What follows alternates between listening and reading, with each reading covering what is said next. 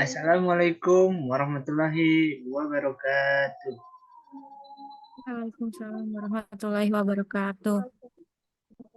Halo pewaris bangsa, kami di sini sebagai kader anti korupsi akan memberikan beberapa penyuluhan tentang pendidikan anti korupsi dengan tema menanamkan nilai integritas pada generasi muda. Pertama-tama perkenalkan, nama saya Arsya Ariansa dan teman saya. Fira Wijayanti. Nah, sebelum kita memasuki eh, pada inti materi atau kepada inti acara, saya ingin bertanya dulu kepada teman-teman tentang bagaimana perasaan teman-teman sebagai warga Indonesia tentang banyaknya atau maraknya kasus tindak pidana korupsi di Indonesia. Izin menjawab. Iya, silahkan, Sakina.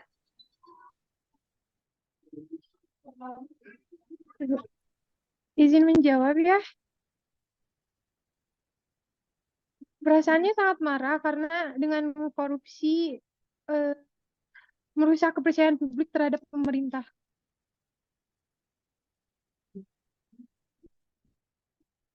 Terima kasih. Baik, wah luar biasa sekali ya. Benar sekali. Ternyata memang itu eh, korupsi ini memang mengundang amarah banyak pihak juga seperti itu. Emang seperti itu. Apakah ada yang berpendapat lain?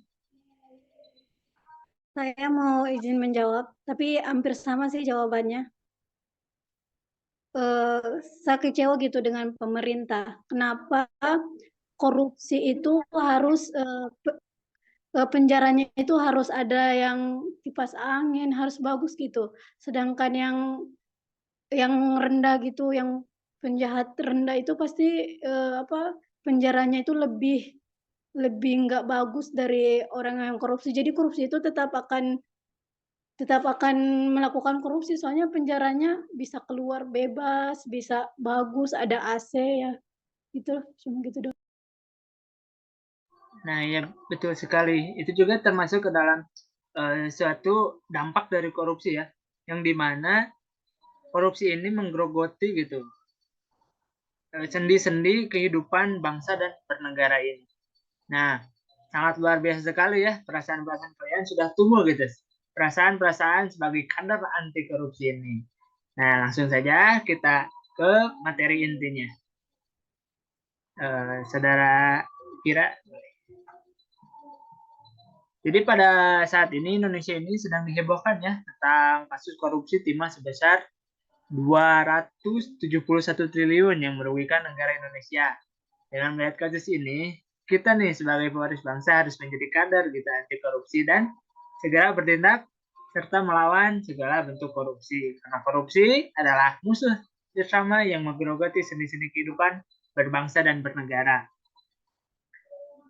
Tindakan tercela ini tidak hanya merugikan negara secara finansial, tetapi juga merusak kepercayaan seperti tadi yang telah disampaikan oleh Saudara Sukma. Namun, jangan pernah merasa bahwa korupsi ini adalah masalah yang terlalu besar ya. Karena kita nih, setiap individu memiliki kekuatan dan potensi untuk menjadi agen perubahan dalam pemberantasan anti korupsi. Nah, apa sih korupsi itu? Mungkin kalian beberapa orang mungkin masih bertanya-tanya apa sih korupsi itu. Nah, korupsi ini berasal dari bahasa Latin yaitu corruptio atau corruptus yang kemudian berkembang menjadi istilah corruption atau korup dalam bahasa Inggris. Secara harfiah, korupsi berarti kebusukan, keburukan, kebejatan, ketidakjujuran, ataupun penyimpangan dari kesucian. Dalam konteks hukum dan moral, korupsi mengacu pada perbuatan yang busuk, jahat, dan merusak. Ini termasuk penerimaan suap, penyalahgunaan kekuasaan untuk keuntungan pribadi, penggelapan uang, dan manipulasi ekonomi. Korupsi juga melibatkan penyelewengan dalam jabatan publik, penempatan keluarga atau golongan tertentu dalam kedinasan, dan tindakan-tindakan yang merugikan kepentingan umum. Berikutnya ada jenis-jenis korupsi. Yang pertama, penyuapan. Mungkin teman-teman sudah sering mendengar tentang penyuapan ini. Apa sih penyuapan itu? Penyuapan adalah memberikan atau menerima uang, barang, atau keuntungan lainnya untuk mempengaruhi keputusan atau tindakan seseorang dalam posisi kekuasaan. Contohnya dalam penilangan seringkali tuh ada tuh yang polisi yang suka minta damai. Nah, itu juga termasuk ke dalam penyuapan.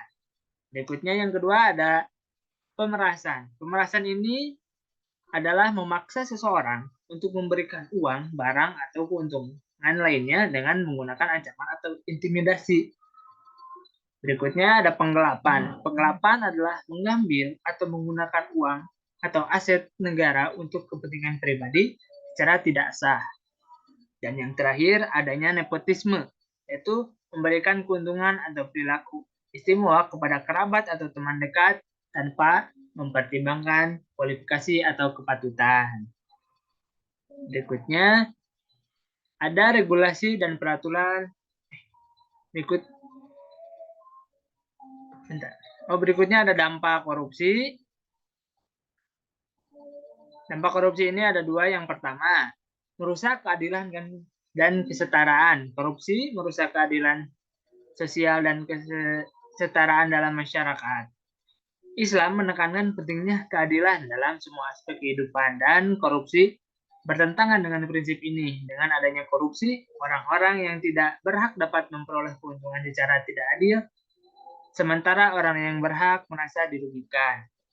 Yang kedua, adanya menciptakan ketidakstabilan sosial dan ekonomi. Korupsi juga berdampak pada ketidakstabilan sosial dan ekonomi dalam masyarakat. Praktek korup dapat menyebabkan ketidakpercayaan terhadap institusi-institusi pemerintah, mengurangi investasi, dan menghambat pertumbuhan ekonomi.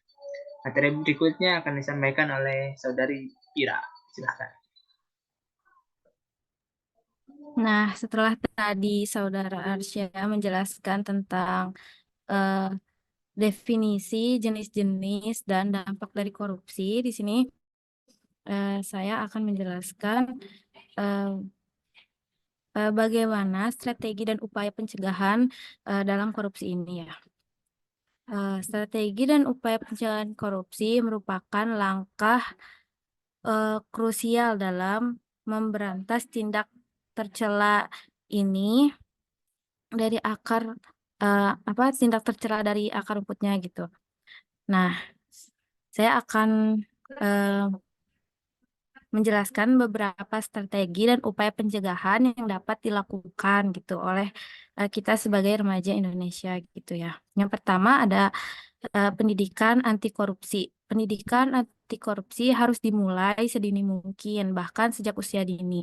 Melalui kurikulum pendidikan yang terintegrasi, kita dapat menanamkan nilai-nilai integritas, kejujuran, dan anti korupsi kepada generasi muda, seperti kita ini kan. Dengan menanamkan nilai-nilai tersebut sejak dini gitu ya, apalagi seumuran kita gitu, kita dapat membentuk karakter dan mental anti korupsi yang kuat di dalam diri kita gitu. Kemudian pendidikan anti korupsi ini tidak hanya terbatas pada pembelajaran di kelas, namun juga dapat dilakukan melalui berbagai kegiatan ekstrakurikuler seperti diskusi, seminar, atau proyek-proyek sosial yang melibatkan siswa secara langsung dalam upaya pencegahan korupsi. Kemudian yang kedua ada pendidikan dan kesadaran agama. Islam menekankan pentingnya pendidikan moral dan kesadaran agama dalam membentuk karakter yang jujur dan bertanggung jawab. Pendidikan yang berbasis nilai-nilai Islam dapat mengurangi tingkat korupsi dengan bentuk individu memiliki kesadaran moral yang tinggi gitu. Kemudian yang ketiga ada penguatan institusi hukum. Islam mendorong pembentukan institusi hukum yang adil dan transparan.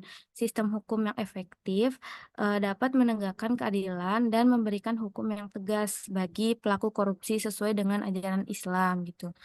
Seharusnya sih para koruptor tuh dihukum gak cuma sesuai dengan hukuman negara aja ya. Bagi umat Islam tuh mereka juga harus merasakan hukuman yang telah diajarkan oleh Rasulullah gitu ya.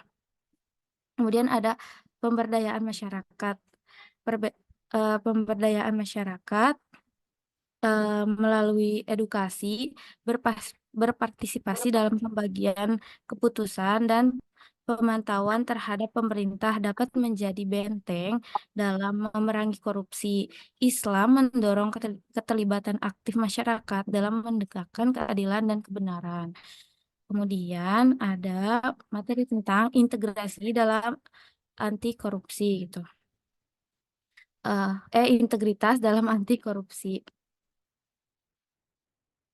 Nah, integritas anti korupsi itu adalah kualitas atau kondisi seseorang yang memiliki komitmen kuat terhadap prinsip moral dan etika, serta konsisten dalam tindakan, nilai, metode, ukuran,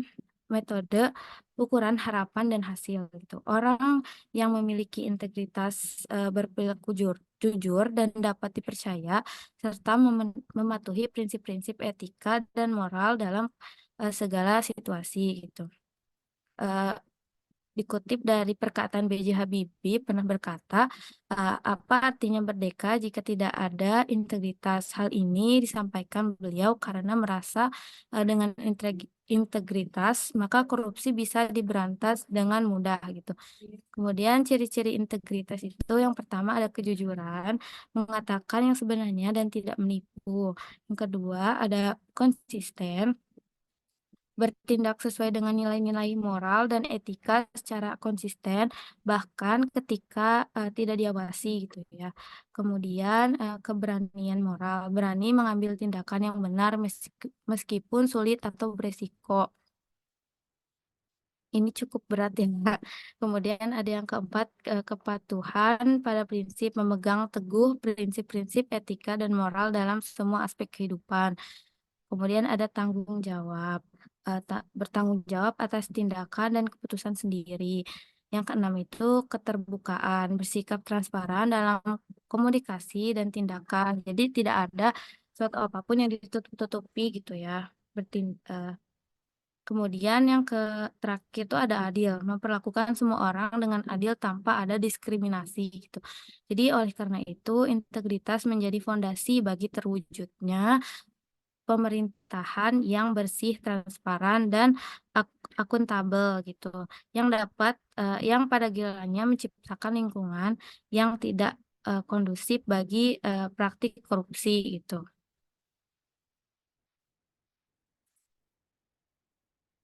Nah, selanjutnya akan disampaikan oleh Arsya kembali.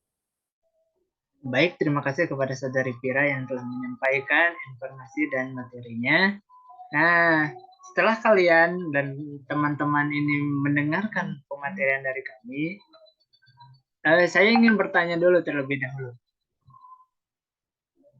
Bagaimana gitu tanggapan kamu atau kalian terhadap korupsi ini? Bagi yang ingin bertanya, ingin menjawab, silahkan resen atau langsung saja. Izin menjawab. Iya, silahkan.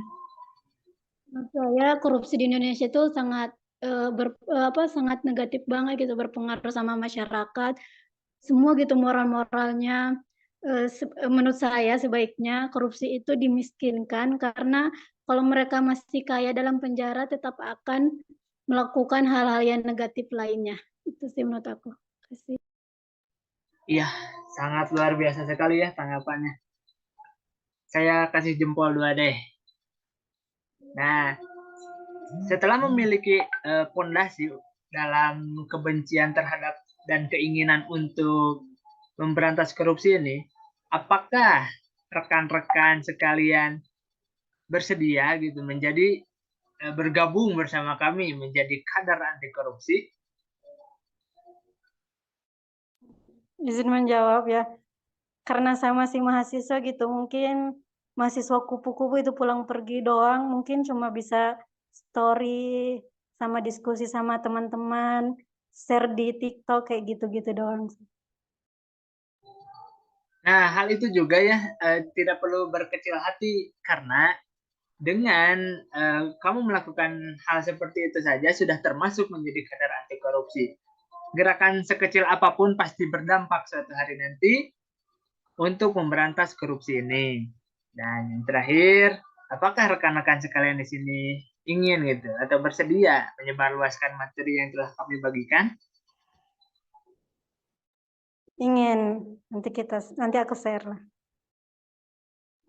Baik, terima kasih kepada rekan-rekan semuanya. Terima kasih juga kepada Saudari Vira yang sudah mendampingi saya di presentasi hari ini. Kami izin pamit undur diri. Mohon maaf bila ada kesalahan karena kesalahan datangnya dari saya dan kebaikan datangnya dari Allah Subhanahu wa taala. Billahi taufiq wal hidayah. Wassalamualaikum warahmatullahi wabarakatuh.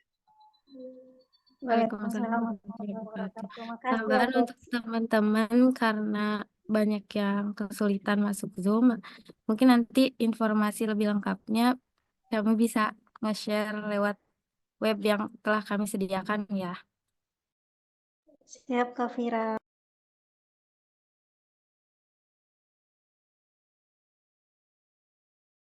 Makasih Kak Vira atas ilmunya dan kakaknya.